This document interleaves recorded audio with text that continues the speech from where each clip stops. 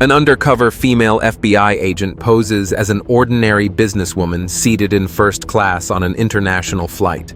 She never expected that there, in the heart of luxury, she would uncover a horrifying crime. One rooted not in a single act, but in the rotting core of an entire system. "Nice suit," the man, across the aisle, muttered half to himself, half to her. Leona Gomez didn't look up. She brushed a single wrinkle from her jacket sleeve, placed her leather briefcase precisely beneath the seat, and eased back into the embrace of 1A like she owned it. Her posture was composed, polished just enough to match her cover story as a rising tech executive heading to Geneva for a high-level crypto partnership. But beneath the tailored wool and soft perfume lay the muscle memory of years in federal service. A quiet alert pulsed once on her smartwatch. The signal meant the transfer had succeeded. The packet had reached the agency's secure archive. Good. The flash drive hidden in her briefcase's lining wouldn't matter anymore. The cabin air was dense with the smell of expensive cologne, citrus-laced sanitizer, and something buttery from the galley. A cool hush fell over the business class section as final boarding wrapped. Leona's eyes flicked to the mirrored panel on the bulkhead. From that single sliver of reflection, she counted 6 passengers within range, each seated, each quietly dangerous in their own way. Seat 1A wasn't chosen for luxury. It was surveillance gold, no blind spots, clear view of the aisle, the galley, and the expression on every face that approached. From the corner of her eye, she spotted movement efficient and practiced. Becky Chavez, senior flight attendant, swept down the aisle with the poise of someone who knew how to keep things pleasant without asking too many questions. Her uniform was crisp, makeup, restrained hair in a tight chignon. Perfect on the surface. "Good afternoon, Ms. Gomez," Becky said smoothly, tucking a strand of hair behind her ear. "Let us know if you need anything before takeoff." Her smile didn't touch her eyes. "I pre-ordered the vegetarian Mediterranean platter with almond milk," Leona replied evenly, voice low. "It was confirmed this morning." "Of course," Becky said too fast. "We'll make sure everything's in order once we're airborne." The smile faltered by a fraction. "Noted." Leona gave a small nod, non-committal, and returned to her tablet. On screen, a glossy slideshow scrolled through mock designs for a fintech merger. The data underneath it, hidden by biometric encryption, wasn't for any boardroom. It was a coded schema mapping accounts tied to illicit transfers in 6 countries. The man sitting in 2B, a mild-mannered Swiss banking consultant on paper, was the reason she was here. The overhead lights dimmed slightly. A signal. The cabin was sealed. The hush deepened. It was a moment Leona always felt the shift from ground to air, control passing from one world to another. A light bump of turbulence passed through the cabin as the plane accelerated down the runway. Outside, the gray tarmac blurred into shadow. As the wheels left the ground, Leona's body tensed, not out of fear but instinct. It was always in the air that people began to show themselves. Becky passed again, checking belts, offering soft smiles to the older man in 1C and the sharply dressed consultant in 2A. When she reached Leona's row, her glance barely lingered. The soft click of a tray table unlocking broke the hum of the cabin. Leona glanced up just as Becky Chavez returned, both hands occupied not with the promised meal, but with something less, a plastic-wrapped chicken sandwich and a small water bottle sweating from cold. "We're out of your selection," Becky said, as if announcing cloud cover. "This is what we have." She placed the tray in front of Leona without ceremony. No eye contact, no apology, just the quick brush of fingers on aluminum, and then she was gone. The chicken sandwich lay there like a dare, pale bread, wilted lettuce. The water bottle tilted on its side, bumping gently against the tray lip with each tremor of turbulence. A napkin folded with hospital corner precision added insult more than grace. Leona didn't touch it. Across the aisle, 3 men leaned back into their seats, laughing too easily. Xavier, broad-shouldered and still wearing his cufflinks like medals. Raphael, the silver-voiced banker whose laughter always arrived a beat too late. And Anthony, the youngest, but the loudest legs crossed. Ty loosened confidence dripping from his fingertips like cologne. They were being served like visiting heads of state. Hot towels arrived with a bow. Flutes of chilled champagne clinked with gentle thuds. A second flight attendant, male mid-30s, sandy hair, introduced himself as Jacob, Mr. Xavier. "Welcome back," he said warmly, leaning slightly as he poured. "Would you care for the Chateau Margaux again?" Leona's eyes narrowed, but her face didn't move. She turned her wrist slightly under the tray. Her smartwatch vibrated once, active listening mode. A tiny green pulse blinked at the edge of her vision. The men were speaking freely now. The altitude, the alcohol, the illusion of anonymity in the air. It always brought their true selves closer to the surface. "She looks like she walked off a press release," Anthony said, tilting his glass toward Leona's direction without actually pointing. "Or a background check," Xavier added, smirking. Becky reappeared this time with a steaming plate in each hand. Thick steaks, pink-centered. The sharp scent of seared fat and pepper trailed behind her. She set them down before Raphael and Anthony, leaning low, whispering something that made both men chuckle. Her blouse shifted slightly. None of them pretended not to notice. Leona counted the seconds 10 before Becky finally straightened up and moved on. She didn't look back at 1A. Jacob passed again. Leona kept her voice level. "Excuse me," she said, not raising it. "Can you confirm whether my pre-ordered meal was loaded?" He hesitated, a beat too long. "I believe there was a loading issue this morning. Some items didn't make it aboard." "That's not what I asked." Jacob smiled, polite, professional, evasive. "Unfortunately, I don't have access to the provisioning manifest, but I can check with the galley team." "Do that?" She didn't wait for an answer. He moved on, and she let her gaze fall back to the untouched tray. Her fingers tapped once rhythmically on the armrest. An old habit, but also a signal. Status update. Service, anomaly. Escalating. Flag. Passive exclusion, plus preferential behavior. Begin secondary observation.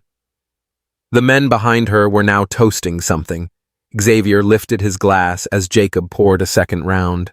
"To predictable women," he said, "and the systems that bend around them." Laughter followed. Leona watched Becky tilt her head and laugh too, not a fake laugh, but a knowing one, as if she understood exactly which rules didn't apply to them. Outside, the sky had deepened into blue-black clouds slicing against the wings like bruises. The cabin lighting dimmed to a warm glow, soft gold, meant to suggest elegance. But to Leona, it only made the shadows sharper. The cabin lighting hummed softly, casting the kind of golden sheen that made bad behavior look elegant. Leona remained still in seat 1A, her hands clasped gently over her lap. She wasn't reacting. Not outwardly, but the slow burn behind her eyes was growing, the champagne toasts, the flirtation dressed up as service, the way Becky and Jacob moved, not like professionals, but like insiders performing for a select club. She tapped once on the edge of her watch, not enough to draw attention, just a flick of the finger. A vibration answered. Cabin mic stream engaged. The recorder wasn't just for audio. Morgatech's embedded AI protocol, something Leona herself had helped spec filtered for tonal inflection keyword clusters and behavioral anomalies. What the human ear missed, it wouldn't. "Look at her." Raphael's voice came through low and slick, threaded with entitlement. "She walks in like she doesn't want to be touched, but dresses like she knows someone will." Laughter.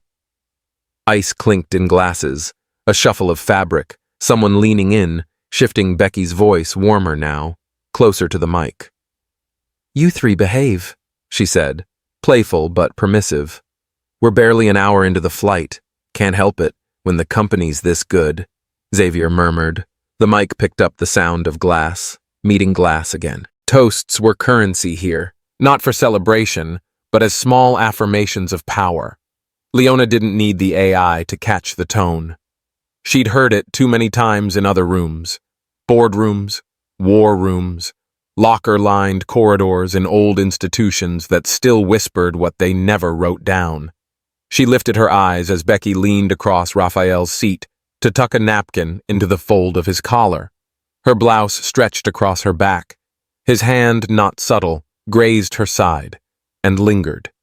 No flinch, no protest, just a curve of her mouth that passed for a smile. Jacob returned moments later carrying a refill on a silver tray. His shoulder brushed Anthony's as he set the flute down, and though the movement looked accidental, it wasn't the first. Professional boundaries weren't being crossed here. They were being erased. Leona blinked slowly, breathing once through her nose. What she was seeing wasn't just impropriety. It was ritual. Practiced, expected. The pattern was becoming clearer. Not just preferential treatment, but a performance of submission. The crew, or at least part of it, had been trained or taught themselves to cater beyond service, to lean, to laugh, to let touch pass unchallenged. This wasn't about weak staff, it was about design. She minimized her tablet screen and switched to the encrypted overlay. The cabin manifest blinked with a soft pulse. Search term passenger, Xavier Ramirez, flight history plus complaints. Result, 14 flights in 12 months. VIP, Tier 3 minor incident reports, guest discomfort. All closed without action. She tried Raphael's similar profile. Frequent flyer, high tier. No formal complaints, but 2 crew notes flagged under interpersonal preference alerts. She'd seen those phrases before. Clean, vague, utterly designed to disappear.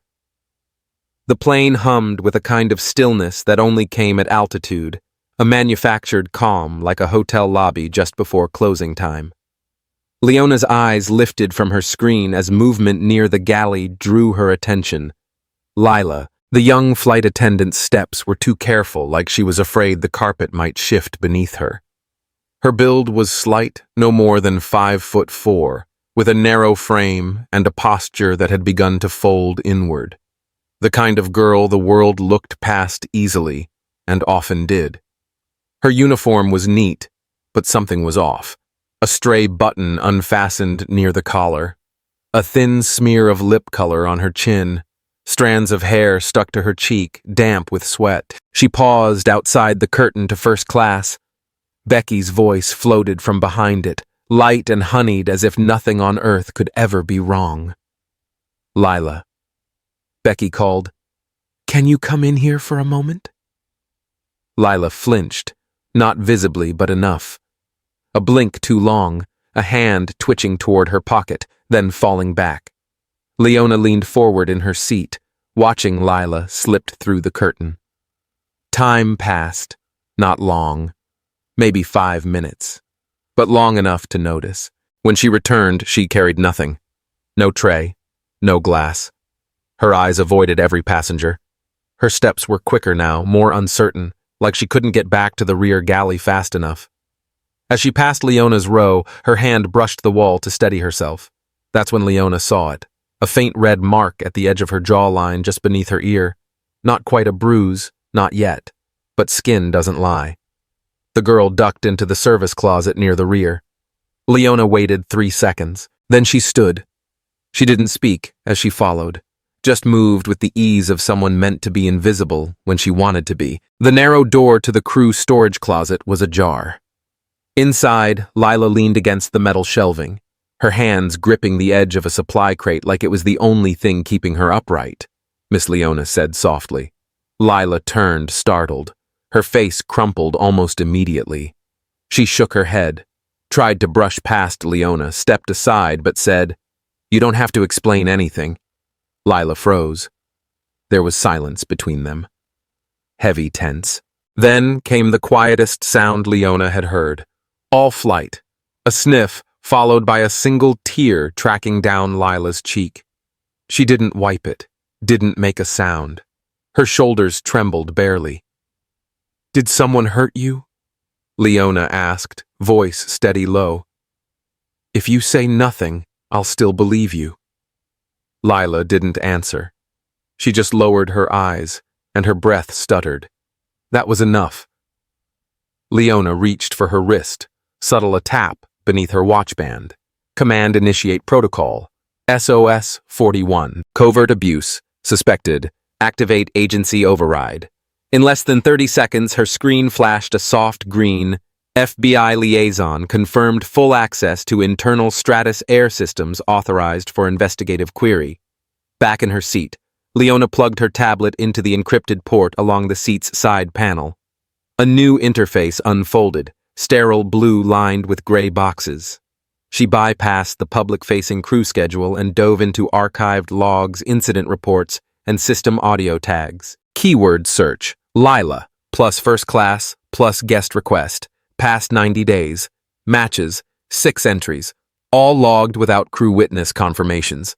She opened a flagged note: Flight 776, guest request, Lila assigned. Closed with a service code, C34, handled, no detail, no timestamp, no supervisory comment.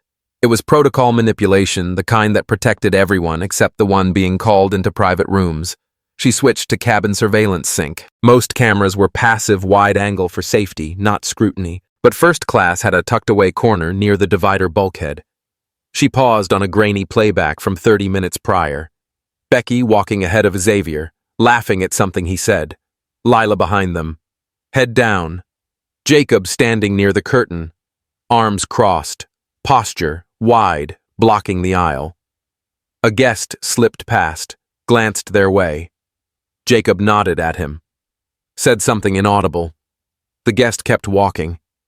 Inside the curtain, the feed cut no camera in the exact space. But timing was everything. Leona logged the metadata, flag obstruction, plus unauthorized private access pattern. She bundled the files, wrapped them in a secure agency shell, and routed the packet to FBI main through the priority relay. Her fingers stilled. For a long moment, she sat motionless, eyes on the untouched sandwich tray. The weight of evidence wasn't always measured in facts. Sometimes it lived in the face of a girl too scared to speak. The plane kissed the tarmac with a soft bounce, tires skimming concrete like a breath held too long. A faint jolt moved through the cabin, and overhead bins clicked in unison. Not from turbulence, but the collective shift of passengers returning to themselves. Jackets straightened, phones turned on, smiles rehearsed. Leona stayed still. Seat 1A cradled her one last time, the armrest cool beneath her fingers. The tray with its untouched sandwich had been cleared an hour ago, but the ghost of it lingered, a quiet reminder that even the smallest slight can signal something deeper. As the plane taxied to the gate, Becky walked through the cabin, checking belts with her usual poise. Jacob followed a few steps behind, hands folded like a man accustomed to applause. Lila did not reappear. When the seatbelt light clicked off, passengers rose in a rustle of briefcases and murmurs. Leona stood, adjusted the crease in her slacks, and retrieved her briefcase.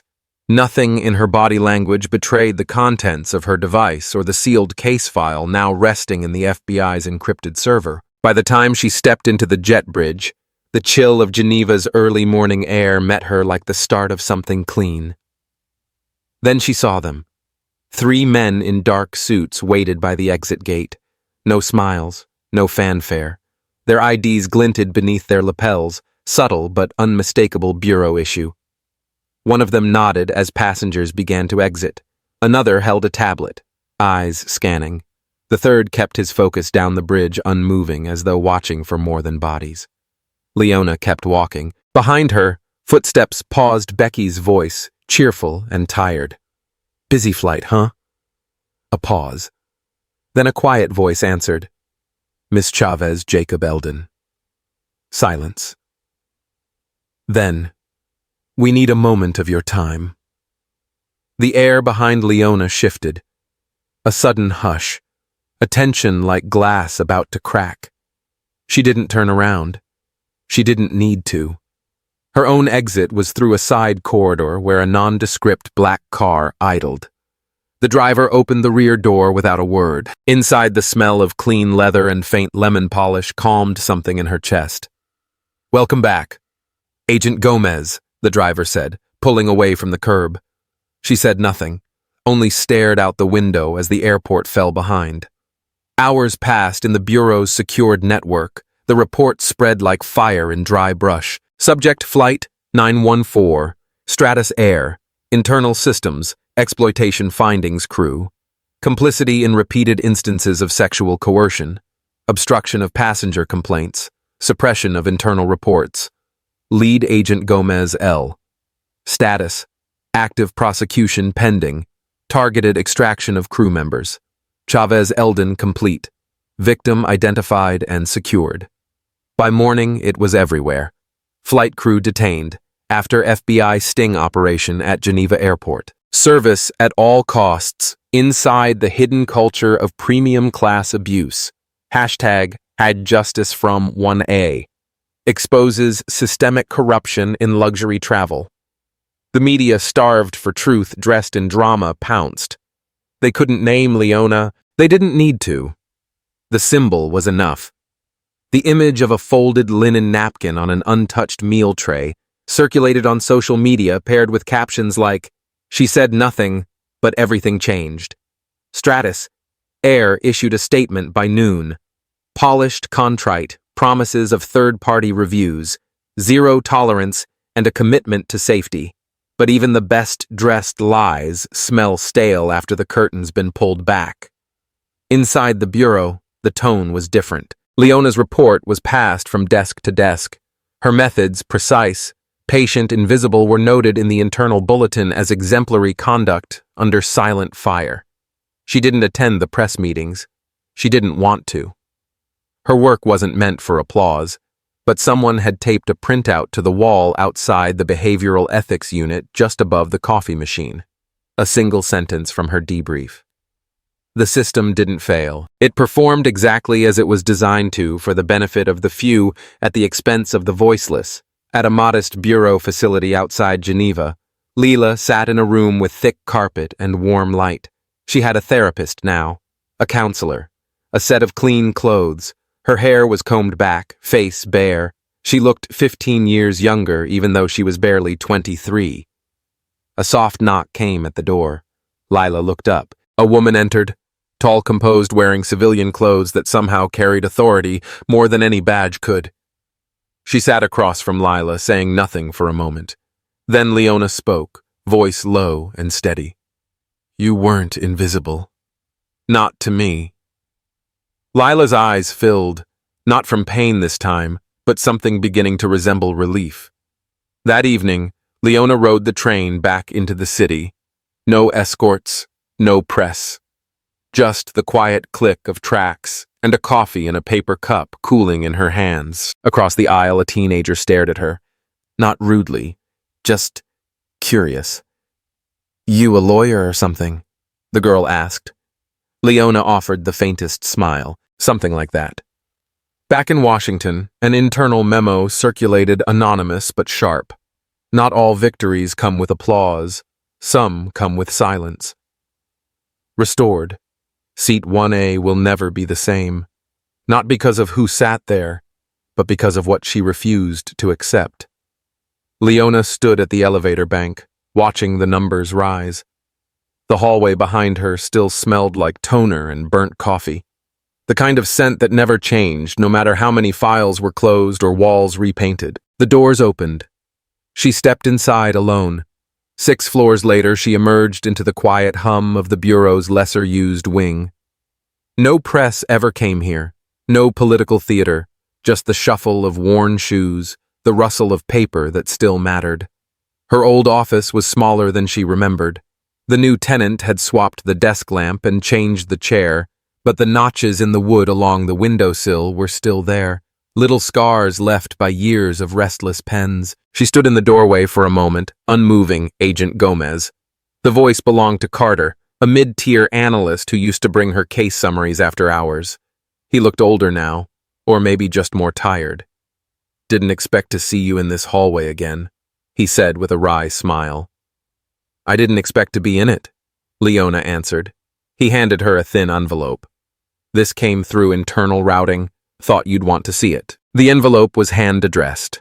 The letters small, pressed hard enough to slightly crease the paper. Inside was a note.